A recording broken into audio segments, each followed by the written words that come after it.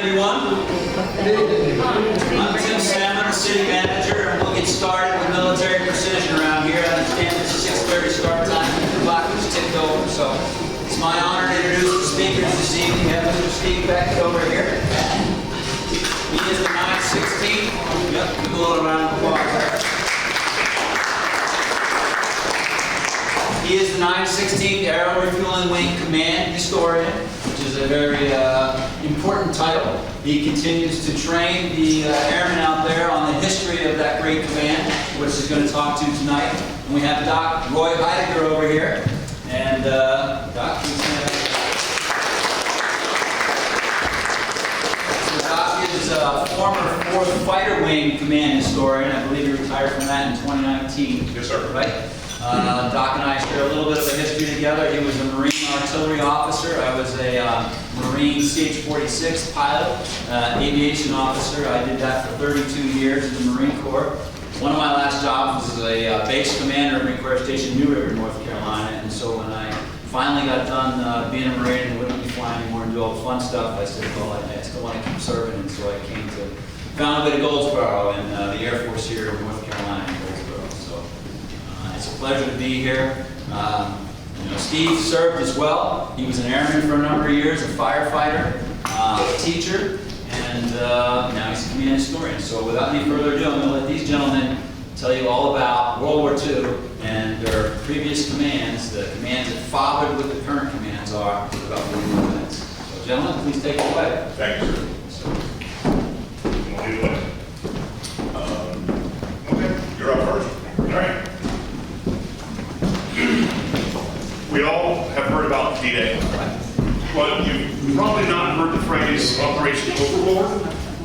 You certainly have probably never heard the phrase Operation Albany, or Tonga, or Neptune. Overlord was the official name for D-Day. Neptune was the amphibious assault. Albany was the 101st Airborne Assault. Boston was the 82nd Airborne Assault, and Tonga was the British 6th Airborne Assault, all happening at the same time. When Hitler decided that he wanted to, do his thing, we'll say, we suddenly ran into a scenario where we didn't know how to get into Europe. We had Patton coming up from North Africa with his 8th Army, and we didn't know how to get our hundreds of thousands and thousands and hundreds of troops across the channel. So they concocted this huge plan. And I just totally lost my slides. Here's the plan. Found it. Over here is the 82nd Airborne, the 101st Airborne. You've got your beaches, Omaha, Utah, Gold, Juneau, and Sword. The red side is the British side, because they get to do their own thing and we do our thing and we like separate. So the 6th Airborne was flying in over here. The 101st flew in over here, and the 82nd over here. And the thing is, we almost didn't have enough airplanes to do all that. The British had to use bombers, and the guys were jumping out of the bomb bases.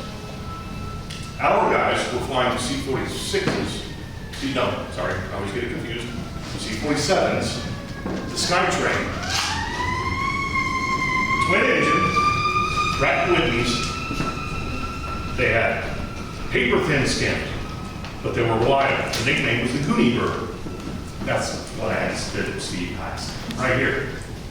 The 77th Troop Carrier Squadron was one of about 50 squadrons. And they had about 12, 13 planes. When you add all the planes up, for D-Day alone, 811 of these things were flying at the same time. That code right there, IB, that was the 77th code. And that's all 77th aircraft lined up there. The nose art is no compares, no comparison in Latin. The next one, my baby. The pilot, not the crew chief. This was the crew chief, Sergeant McGrattan. The plane was named for the pilot's wife. Unfortunately, this is the only nose art that I can show you. The others are a bit risque. There was Urgent Virgin, and then there was Urgent Virgin's sister, and there was Pistol Packin' Mama. But I can't show you those. But they gathered them all up in England. They flew from the 77th form was established at Bowman Field in Kentucky. Went all the way around the country, training, learning to fly gliders as well, which was very important later. They actually came to North Carolina 3 times. They did training in Camp McCall, and they did training twice at Post Airfield.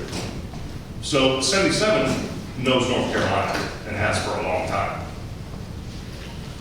When they all gathered up, they went to Welford Park, England, and out of Welford and 24 other places where all these squadrons were gathered up.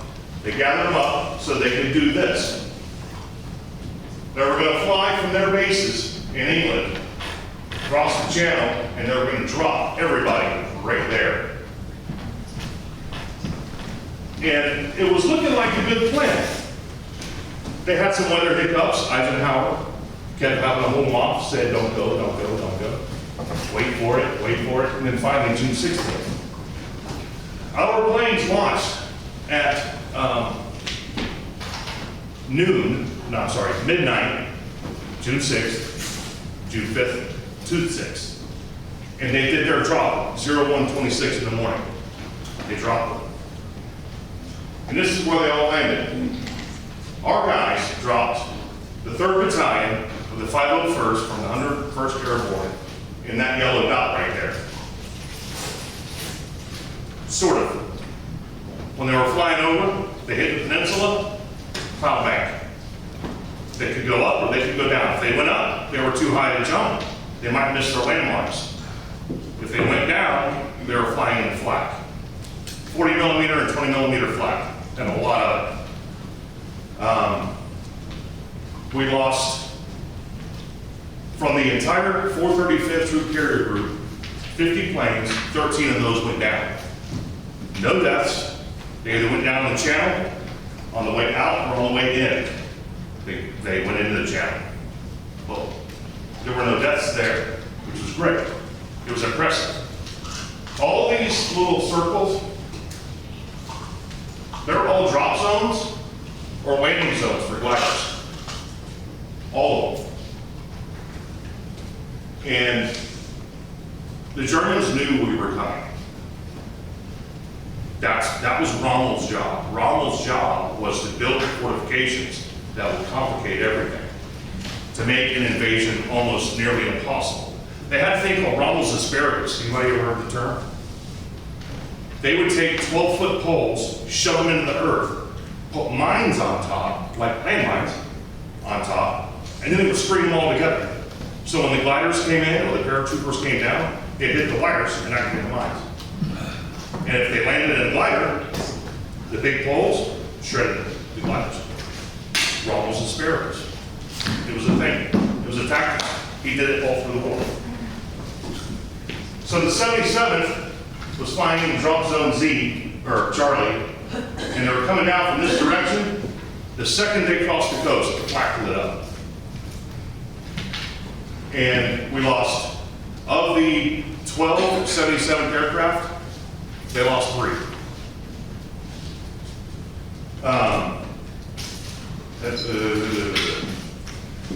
On the second mission, the same day at 1500, they launched with gliders, and they transported some 16,000 pounds of cargo, ammunition, supplies, and dropped it to the guys. The goal was Utah Beach. If I go forward, no. Where'd it go? Oh well. Utah Beach right here, there were river accesses, or ocean accesses that needed to be secured. The 101st and the 82nd, their jobs were to disrupt all the Germans that could possibly stop the amphibious assault, Operation Neptune. So these access ways to the coast, there were 4 of them. They were supposed to secure them. That was their mission. The problem was, the biggest problem was the Pathfinders. These guys flew out late night on the 5th. They dropped in secret, and they had lamps, and they had radar beacons, and they had giant sheets that they would lay out in the fields so that the pilots knew where to hit. They were the Pathfinders. The radar beacons were overloaded, they didn't work. They weighed 27 pounds, and a guy jumping out of a plane with 27 pounds plus the rest of his gear, it wasn't pretty. They had these rolls of sheets in their packs. They had to lay them out. And then they had the Aldous lamps. An Aldous lamp is a signaling lamp, mostly used by the Navy, which was really handy, except a lot of them, when they hit the ground, the bulbs broke. So a lot of these paratroopers got scattered all over the peninsula. Sometimes whole squads and platoons would get to their objective, but somebody else had already solved it. Somebody else had already taken the objective. They were scattered for miles all over the place, and that cloud bank didn't help.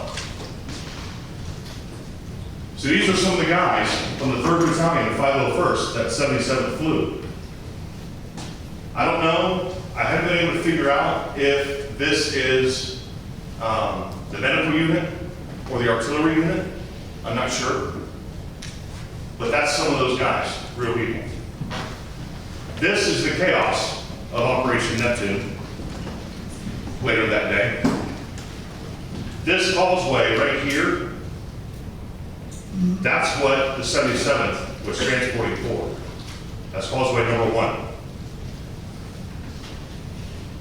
And this, well, that's what it looks like if you're jumping. And in a second, that's what it looks like when you're on the ground. There were 811 aircraft, all dropping at the same time.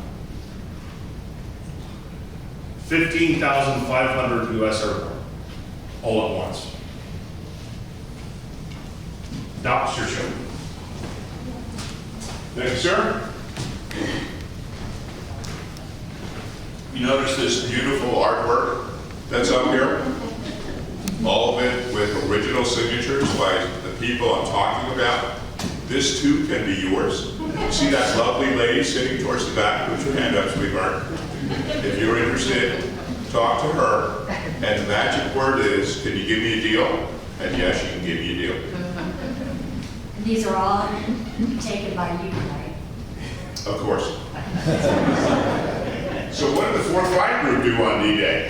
Well, General Eisenhower, knowing the 4th Fighter Group was his premier fighter group, went to James Goodson, who was the king of the strafers. Strafing is when you take out enemy targets by machine gunning them from the air. He was the king. Eisenhower said, could he keep the Germans from reinforcing the beaches? And Goodson says, in daylight hours, yes. That was our job. One of the biggest obstacles of that job, German 88mm anti-aircraft artillery. The best artillery piece of World War II, absolutely deadly. I'm talking about this because it impacts not just this part of my discussion, but the latter part of my discussion also. Best overall gun of the war, very accurate, highly feared by Allied forces. World War II strafing ground targets was more dangerous than air-to-air combat.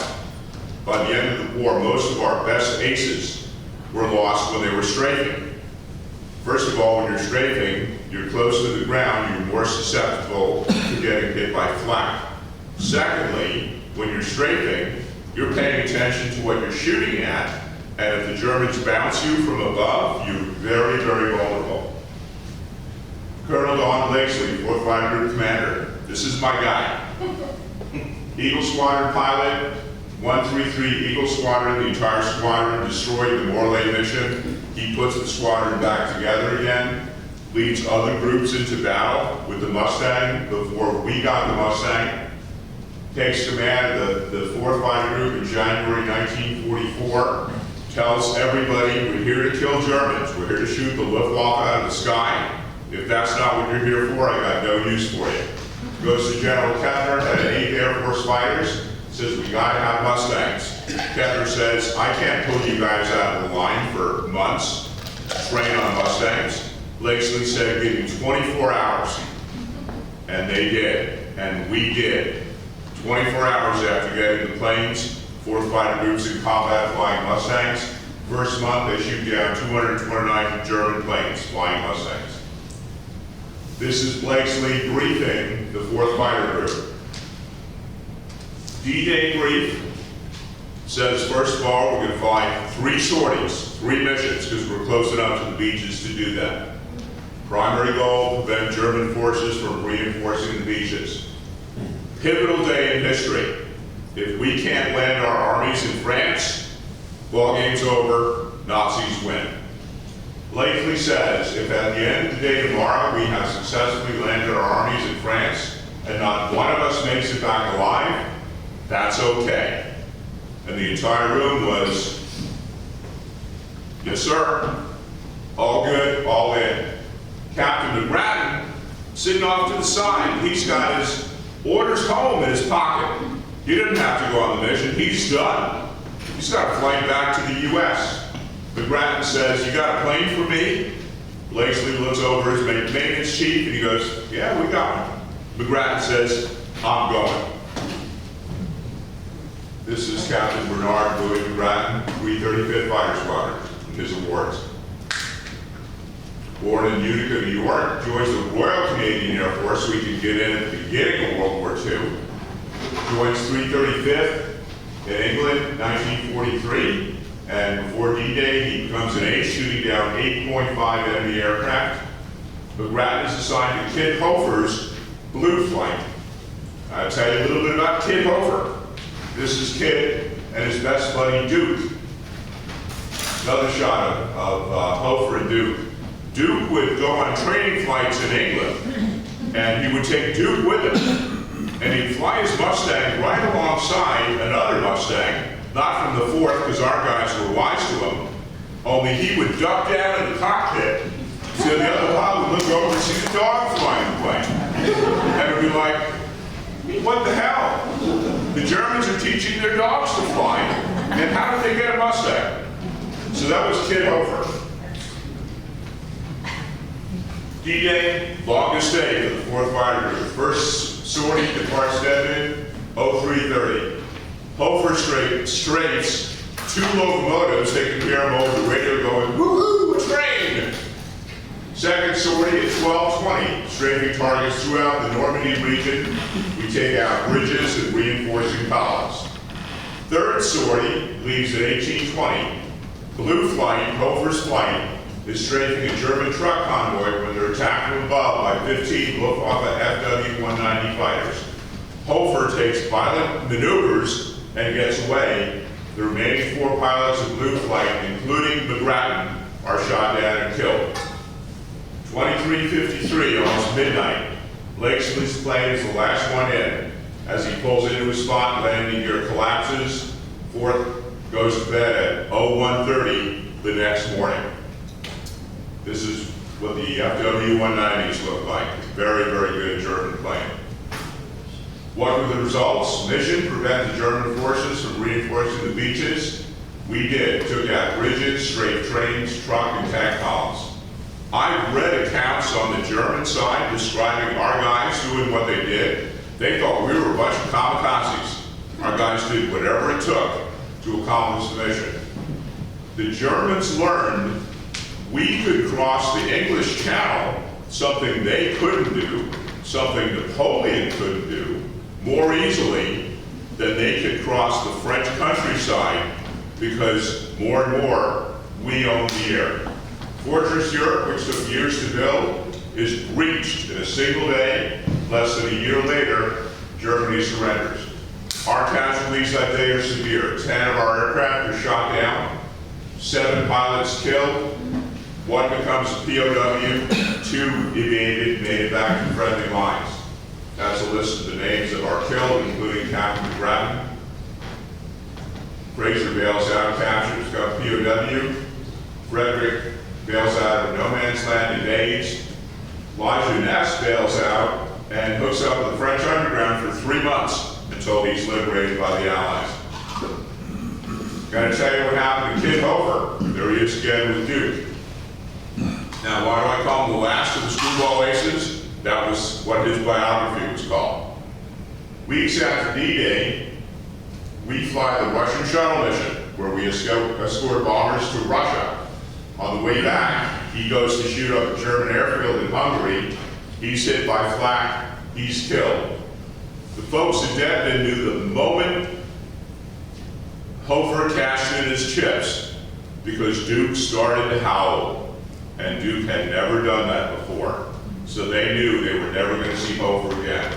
For decades, there was a belief that Hofer was shot down by Eric Hartman, ace of aces, 352 kills, but not true. He was shot down by flak.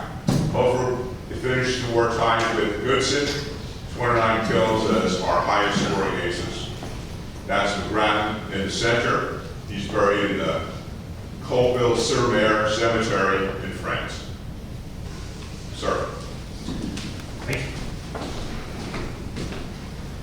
All right, so that was 1944. Now we're going to fast forward to 1945. Everything that went on between 44 and 45, between D-Day and VE Day. Well, there was Operation Market Garden and there was Operation Varsity. Both of these were intended to get around the primary German defenses and into Germany itself, to actually get to Germany and push them back to the capital. Operation Varsity, Market Garden was not exactly a good thing, but Varsity was what it needed to be. Varsity was one giant push across the Rhine River. They were already in Germany. They just had to get across the Rhine. The Rhine was the last big obstacle to Berlin. They had to get across it. And it was going to take a lot of people to do that. Whole infantry divisions were going to row, motorboat, and practically swim. But they needed the airborne to help, and you don't have the airborne without planes. This is the larger image. The Ruhr Industrial Valley, the Rhine River Valley, it sits right in here. That's where a lot of the German war machine was coming from. They chose this spot expressly so they could hamstring Germany and leave them stuck with whatever they had already built. They had pummeled this whole area with carpet bombs, but it kept producing. They were rebuilding faster than they could put bombs on target. Well, Patton was coming up this way, and he actually crossed down here at Rehman. Up here at Wessel, though, that's where the 89th Infantry Division was going to cross the river. The problem was, we couldn't stop the Germans from shooting them in the water. And that's a big deal. We had to do that. So, they had to establish a bridgehead. Here at Wessel, they did another one down here towards Essen and Duisburg, Düsseldorf, and Patton was coming up the east bank from Rehman. But it was going to take time for Patton to get there, so they said, nope, this is what we're going to do. We're just going to ship a butt ton of infantry, I think 4 total infantry divisions, 2 British, 2 American. And that was Operation Plunder, was the 89th.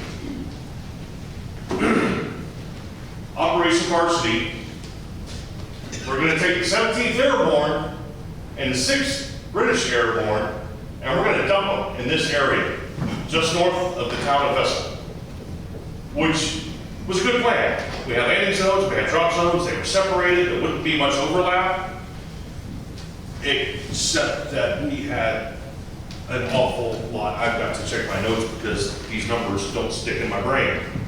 16,607 airborne troops total.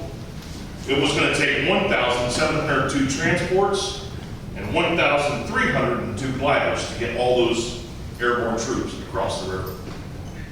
That's a lot of bodies. When they put that number in the air, the string of planes and gliders was 200 miles long. That's how they did it. That's how they got them all there. And those are accurate numbers right there. 9,387 troops, 836 sky trains, 72 commandos, 900 gliders. Remember what I was telling you about Rommel's asparagus? It's going to get ugly. 900 gliders. And that was just the Americans. 420 horse gliders for the British. This was going to get very unpleasant very fast. There's the reality that at this point, the German High Command was flabbergasted. They had gone catatonic, not understanding what was going on. So, we're looking at Landing Zone Sierra. Now for this one, the 77 Troop Carrier Squadron isn't just flying powered planes. They're also flying gliders, a lot of gliders. You could be a powered pilot and you could be a glider pilot. Those are the two options they had. They had to land in Sierra, and their objective, the way they were going to do it, you had a single tow, which is they've been doing that all the way since before the war. But this time, they're going to do a double tow. You have a short tow and a long tow. And I could read you statements from these pilots explaining and describing what it looks like when flak hits one of these and just wipes it out of the sky with everybody on board. It was horrible, but it was the only way to get the troops there. It had to be done. The other side of that is the landing. The Waco was an extremely capable glider. It was very stable. Once it was released from the tow plane, it flew very well. Actually, it was pretty good. The nose hinged up, so inside the nose is actually the pilot co-pilot seats are up there. And you could load jeeps, you could load cannons, troops, fully combat packed out gear, troops in these things. The problem wasn't launch, the problem wasn't flight, the problem was the landing. Demonstration. Once you start to approach the landing zone, you start to get this ground effect, never mind the damage you've already taken from small arms fire. They're very hard to control the closer to the ground you get because of the aerodynamics. And then, how do you stop them? That's the other big question. Well, you'll notice this big open patch of field right here, and all the gliders are down here at the bank. Now this is the Issel Canal. And those gliders, except for that one, stopped on a prairie. That one, it went over the bank and dumped right there. The equipment that was in it was stuck. They couldn't get it out. They had to leave it. This is Landing Zone Sierra. You got the Issel River, the Issel Canal is right here. The larger Issel River is up here. And these bridges are their objectives for the 17th Airborne. Now these black spots right here on both sides, those are flak guns, 20 millimeter flak guns. There's one problem. You take those flak guns, you point it down level, and you can shoot infantry with them. And they have 4 barrels. It was not pleasant. This one landed in a tree, and that one just did a nosedive because it was hit by flak. The second it released from the tow plane, it just went straight down. 20% of the entire glider force was assumed to be lost. They had this practice of using hedgerows. They thought hedgerows would give like bushes in your yard, right? You run into it with a lawnmower, it gives a little bit. The hedgerows, not so much. Some of those hedgerows were like Roman era hedgerows, and they hid stone walls. So a lot of these gliders, right in. Lieutenant Harridge, one of the 77th pilots, died instantly that way. Their objectives were all of these bridges on the Issel River and the Issel Canal. What they didn't know, they knew there was flag, but what they didn't know is, those are all reinforced fortified positions by the Germans, every one of those bridges. So the 17th Airborne had to fight them all. Our little piece is this little yellow spot right here. The phrase Burnt Gun Corner was coined. Burnt Gun Corner was the name a journalist gave to what happened next. When the 17th Airborne came out of the Battle of the Bulge, they were so underpowered that they had to ask glider pilots for help. A lot of times, glider pilots wouldn't go back to England for another flight. They'd pick up a gun and go with their passengers and go fight with them. They'd fight the whole war with them. That's what they chose to do. Most times, they went back to England and they took another flight. But sometimes, well, General Miley said, I need manpower. I need a lot of manpower.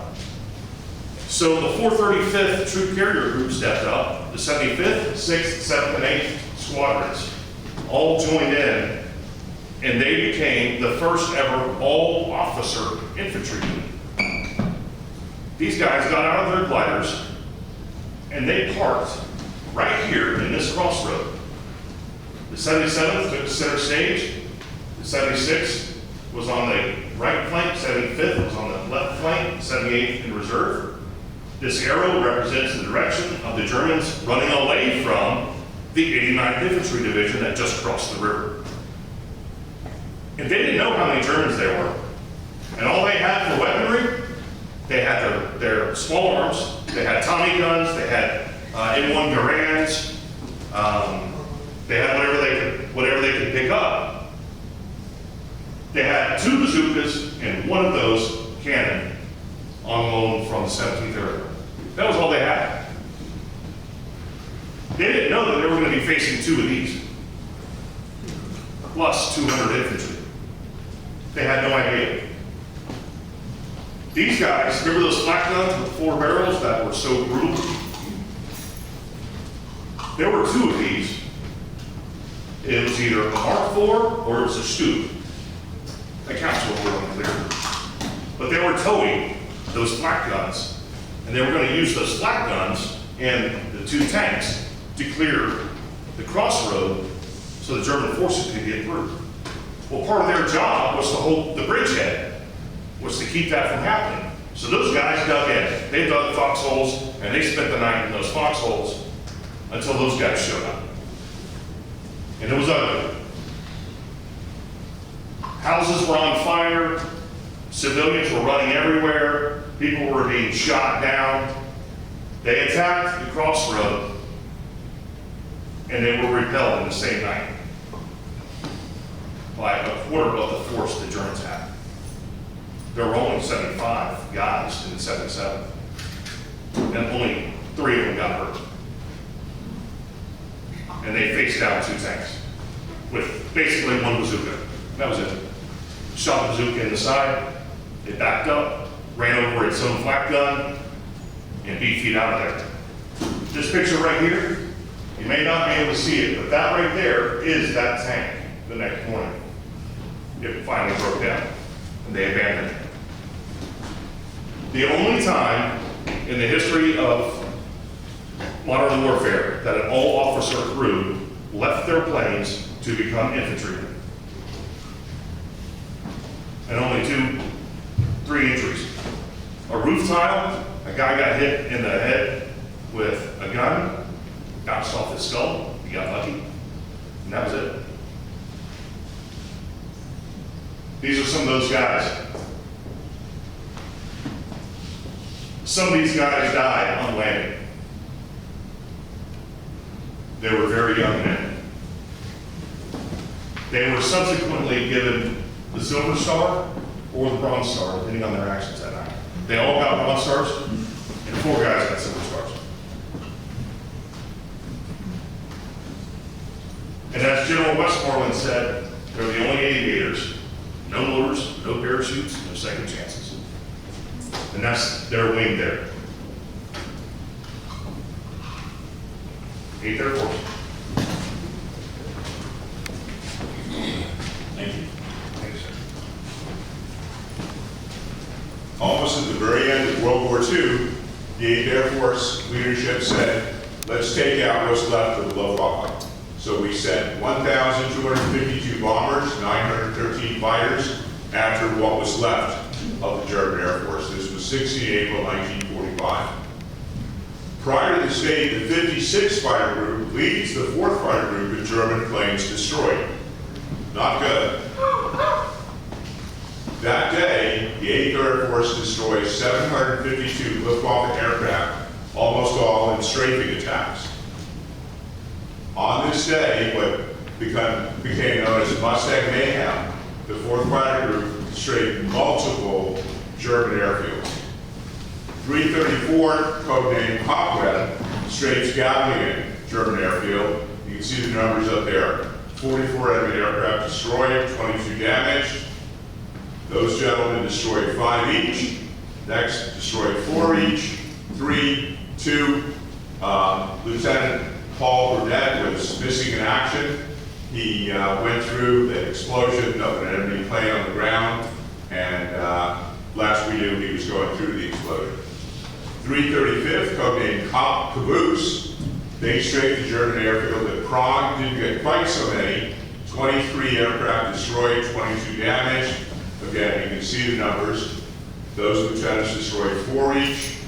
Major McGrattan, who was the head of the squadron, had a 20mm shell explode his cockpit, wounding him above the eye, but he survived. He landed in France. And there you can see we had 2 of them who were hit by flak, bailed out, and became POWs. 336, known as Beckett, also strafed the German airfield at Prague, destroyed 28, damaged 14. There again. Peterson had a good day, destroyed 8 Ju-52s. Bow destroyed 5 Ju-88s. Fredericks destroyed 3. The rest got 2 each. These guys got 1 each. Highest losses were in 336. 2 killed in action, 4 POWs. Again, strafing, very dangerous proposition. Total losses of the 4th Fighter Group this day, 8 Mustangs are shot down, all 8 by flak. 2 pilots killed, 6 become POWs, but not for long, because 3 weeks later the war's over. So not too bad. As I said, Major Pierce McKinnon is wounded. 56th Fighter Group, what did they do? Well, the Wolfpack also strafed multiple German airfields, but they only destroyed 4 German aircraft and damaged 5 others. Captain Apple is the only casualty. His P-47 is hit by flak, crashes on a nearby hill, but he's okay. We destroyed 105 German aircraft that day. So the 752 destroyed by the entire 8th Air Force, we got 105 of that. This led to the 4th Fighter Group being the highest scoring group of all time in a single war, 1,016 enemy aircraft destroyed. Along the way, we had 81 aces, one of the most significant 4th but 1st of the 4th Fighter Wing. This is the announcement by the Associated Press, the end of the war. London, May 13, 8th Air Force 4th Fighter Group, commanded by Colonel Everett W. Stewart, granted off top honors at the European War for destruction of enemy planes. Stewart's group blasted 1,016 Nazi planes, 515 in aerial combat, 466 on the ground. Runners up in the record race were the Flyers of the 56 group, Wolfpack with 1,006. That's how close it was. Enemy planes to their credit, including 680 in the air. 4th flies Mustangs, 56 flies Thunderbolts. To honor Mustang Mayhem, on the same day, 16 April, in 2012, the 4th Fighter Wing did something a bit similar. This is the elephant walk showing 70 F-15E Strike Eagles getting ready to take off. On this day, sometimes referred to as Mustang Mayhem, sometimes referred to as the Turkey Shoot, we launched 70 Strike Eagles to destroy more than 1,000 targets all over North Carolina. Having 70 Strike Eagles from a single wing in the air at the same time was a remarkable accomplishment for thousands of 4th Fighter Wing airmen, especially from ops and maintenance. Air forces all over the world were astonished that this was even possible. The Chinese didn't believe it, that the 4th could accomplish this. Gotta say goodbye to Blakeslee.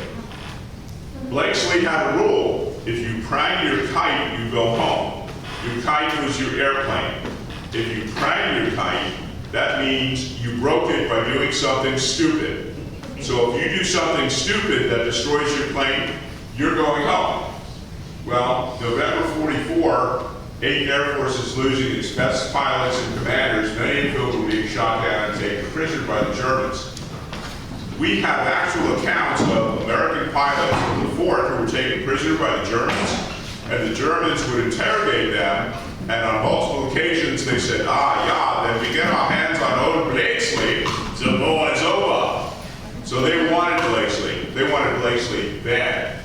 So Blakeslee was supposed to be grounded, but he continued to fly. Nobody was going to ground old Blakeslee. Well, after a particularly long and tough mission, Blakeslee was the last man back to Beckett.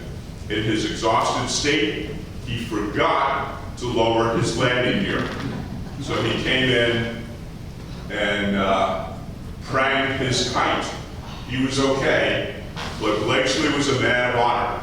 Because he pranged his kite, he sent himself home. Rules are rules. For the greatest air combat leader of all time, with more combat hours than anyone in World War II, the war was over. Another shot at Blakeslee. He's the guy. I consider him the father of the 4th Fighter Wing. How did the 8th Air Force, 77th Transport Squadron, 4th Fighter Group, how did we defeat the Luftwaffe? We fought a strategic war. We built heavy, long-range bombers and long-range fighters to strike the enemy homeland. We destroyed the enemy's ability to wage war on factories, cities, airfields, and fuel supplies. Towards the end of the war, the Luftwaffe couldn't put planes in the air, they didn't have any gas. Our ability to project power forward with airborne forces was a capability the Germans could only dream about. Achieve air superiority and then prevent Germans from reinforcing their armies with soldiers and equipment. Like I said before, easier for us to cross the English Channel than it was for the Germans to cross the French countryside. Eagle Squadron's 4th Fighter Group built the foundation of the 4th, they were the foundation of the 4th Fighter Wing. Mission today, dominant striking power anytime, anywhere. World War II, dominant Spitfire, P-47, and P-51 power from Debden to Berlin, all the way to Russia. Be the combat wing of choice, follow us. World War II, become the combat group of choice, lead the way. Think about this. World War II, 1,000 B-17s and hundreds of fighters necessary to take out a German factory. What's it take today? 1 Strike Eagle. We'll send 2 so they have a wingman. But think about the power that the 4th Fighter Wing can project. Any questions? Sir? The last 2 years of the war here at Seymour Johnson, were we not training P-47 pilots? And if so, there's probably no record of how many of them might have wound up in some of these battles. We were training P-47 pilots. And quite frankly, I don't know when we were flying the P-47, we flew the P-47 between the Spitfire and the Mustang. I don't know if anyone trained here at Seymour Johnson wound up in the 4th Fighter Group. It's possible, but I can't say for sure if that happened or not. In those 2 years, we lost 25 men trying to learn how to fly the P-47. Oh, absolutely. Right here in Wayne County. Absolutely. One of the great untold stories about World War II, when you take young men off the farms who've never even been in an airplane and teach them to fly a high-performance aircraft, we lost a lot of people training to be pilots in World War II. A lot of people. 25 here alone, not surprised at all. Anyone else? Questions for Steve? Comparison between the 47 and the 51? 47 was a great plane. They called it the Jug, but it was like driving a Mack truck. That's why when we went from Spitfires to the 47, our guys, they could do it, but they were never real happy about it. So when Blakeslee started flying the Mustang, as soon as he became the commander, he went to the head of fighters and said, we gotta have Mustangs. Mustangs, greater legs, ultimately the plane that won the war for us in Europe. So I would have to say 47, a great plane. I think that the Mustang was better. Wasn't Mustang able to follow the 17s all the way to Germany? All the way to Berlin and back. Tanks under. Exactly. I have a question Sir. for this young man here. Yes, sir. Why would a pilot choose to be the lighter pilot as opposed to a motorized engine? You know, all the research I've Did been he have doing. any choice? Yeah, they had choices. The glider pilots were all volunteers. Every one of them was volunteer. They had to be, because it was crazy. And I have yet to see any explanation of why somebody would want to do it. Especially the reality that powered pilots looked down on them. They didn't see them as real pilots. So there was this little professional discrimination thing going on between them. But the rule of thumb is that by the end of the war, the G on the wings stood for guts. And even the powered pilots had to respect that. Heroes nevertheless. Right. Anyone else? Love talking about World War II, but we can't say this often enough. We cannot praise the airmen at Seymour Johnson highly enough.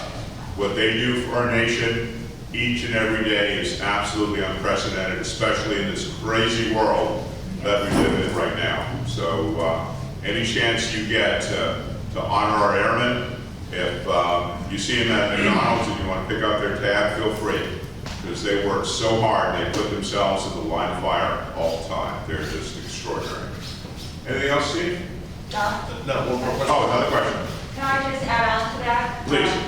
So I'm sure all of you are aware that we're doing a NC Freedom Fest in order to celebrate our military here at Seymour Johnson Air Force Base and their families. We are currently looking for volunteers to help us with the event on September 18th. If you go to the webpage, ncfreedomfest.org, there is a nice big button that says volunteer. It's not a lot of hours. There are benefits. Not only do you get to hobnob with all the airmen and leadership from Seymour Johnson, there's a t-shirt, you get a free meal, you get to meet some of the talent that's going to be performing. So I would encourage all of you, if you can, if you'd like to give back a little bit, to just go to that website and see what opportunities are available for you. Thank you so much. Excellent. I think she covered it, Doug. Did you want to add anything to that? Oh, sorry. I might follow Jennifer. Jennifer's going to say something. Okay. Thank you so much. You're welcome.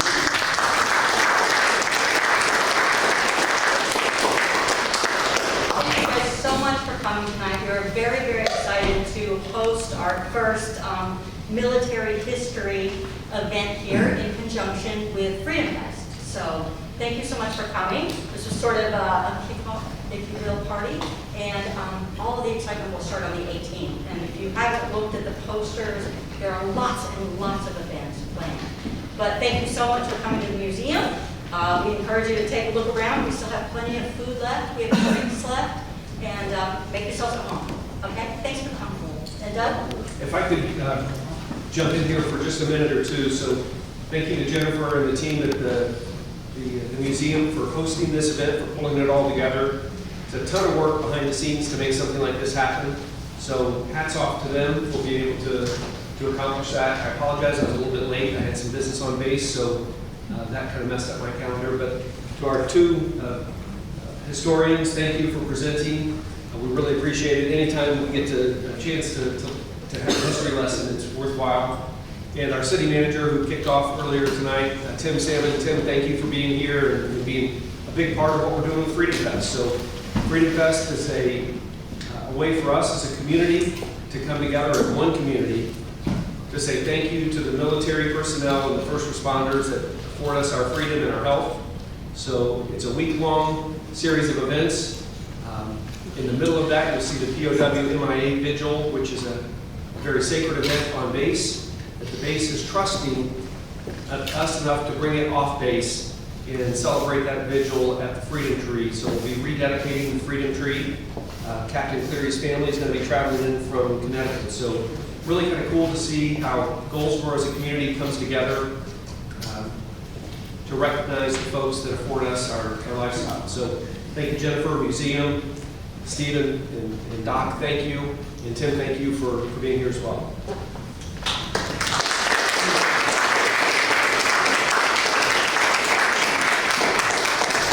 This young man who is kind of in the middle of everything has been recording this event, and so in a few days after the video is edited, we will have it available on YouTube. There will be a link on the museum webpage. If anybody you know couldn't make it tonight and are interested, just tell them, go to the